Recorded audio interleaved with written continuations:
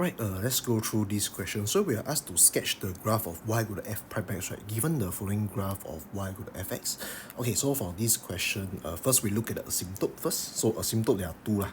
So the first one is x equal to 2. Of course, when we do the transformation to f prime x, right, it's still x equal to 2. So it's like that. So this is x equal to 2. Okay, then the next one will be the y equal to 2.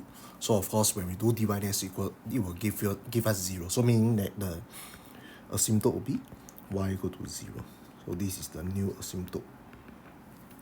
Okay, then the next part we will need to figure out is the stationary point. Apparently, I think there's only one stationary point at negative 1, negative 2.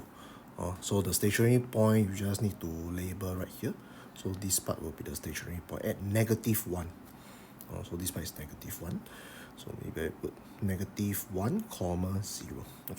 Okay, then the next will be, so we go from left to right. So from the left to right, you can see that if I draw a tangent right here, so the tangent is relatively flat. And after that, I go here, so it's getting more and more negative until I go to 0. So means that when we do the sketch, it must be something like this until you reach the stationary point. Then with this, I go from here onwards. So here onwards, of course, by one look, it's a positive gradient. So for example, I just draw a few tangents. So you can see it's getting more and more steeper.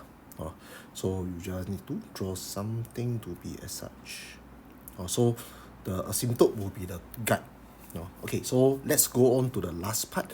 The last part will be a negative gradient. Why is that so? Because if you draw a tangent, let's just say I draw right here. So it's rather negative. So let's just say the gradient of this is maybe m is equal to negative 10, just an example. And after that, I go to here. So here, right, is negative, let's just say 6. Then of course with this, negative gradient is negative 4, so and so forth. Until you reach the point where you will plateau off the asymptote. So that's why when you draw the graph at the f prime x, right, it must be negative, because negative 10 is around here. So let's just say right here, negative 6 around here, negative 4 around here. Then of course you will be tending towards the y equal to 0 graph. So that is how we do the sketch.